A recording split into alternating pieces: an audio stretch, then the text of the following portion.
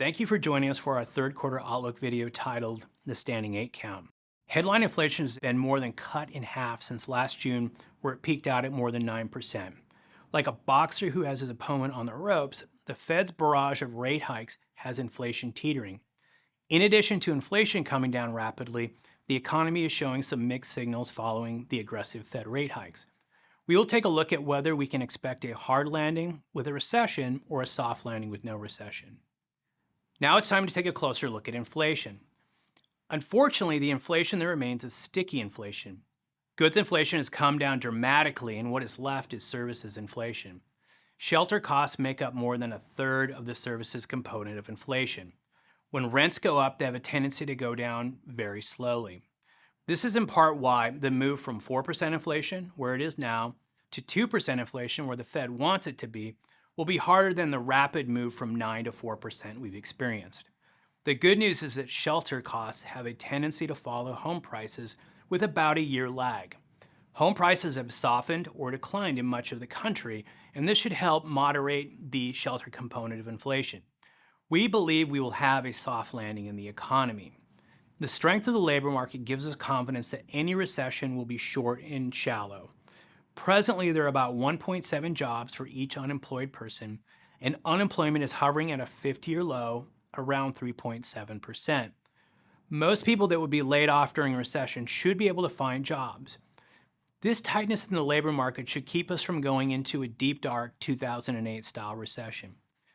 Long-term unemployment can be problematic. Workers become disconnected from the labor force, and skills can erode, making it difficult for people to become reemployed.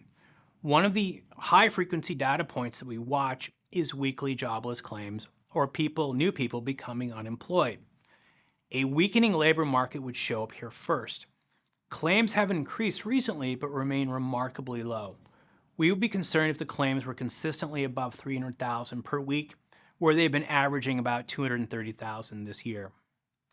The recent debt ceiling debate in Congress has highlighted that the U.S. is on an unsustainable fiscal path. Government spending has become a political issue due to higher interest costs, which increases the cost of funding our debt. As illustrated by the graph, the orange line is spending, whereby the blue line is revenues. Other than a few years around the year 2000, the U.S. government always spends more than it takes in. This spread between revenue and expenses is widened due to the pandemic and the elevated level of spending that's projected to continue. There are only two potential solutions to the problem. The first is to increase taxes, and the second is to cut spending. Cutting government spending is exceedingly difficult. Therefore, the political path of least resistance is increasing taxes. Default on our debt is not a risk. The greatest risk is the crowding out of spending on productive initiatives to pay interest. There are some conflicting data points as to whether we will have a recession or not. We have a T-chart with the pro side displaying arguments for a soft landing, in other words, a soft recession or no recession at all.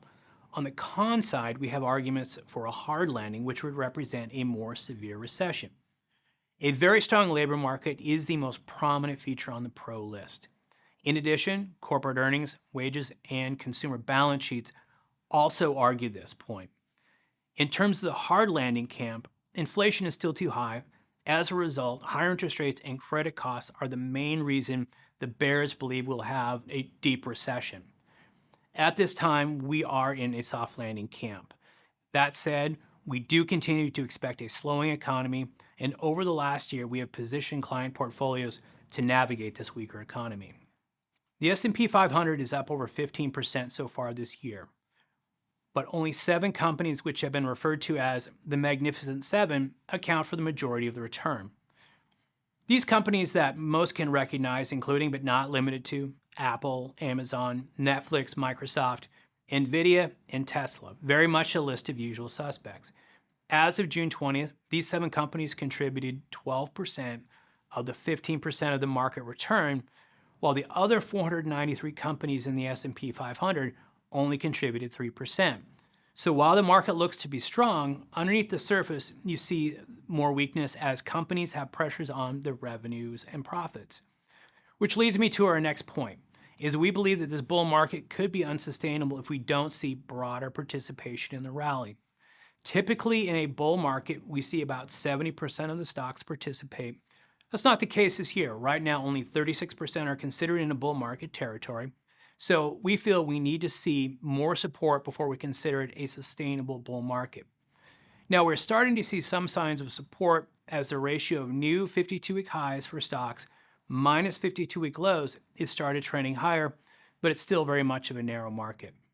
One of the common themes we've seen this year is the story of artificial intelligence. It's no surprise that the 7 companies we saw on the previous page that are driving market returns all have an AI theme to them.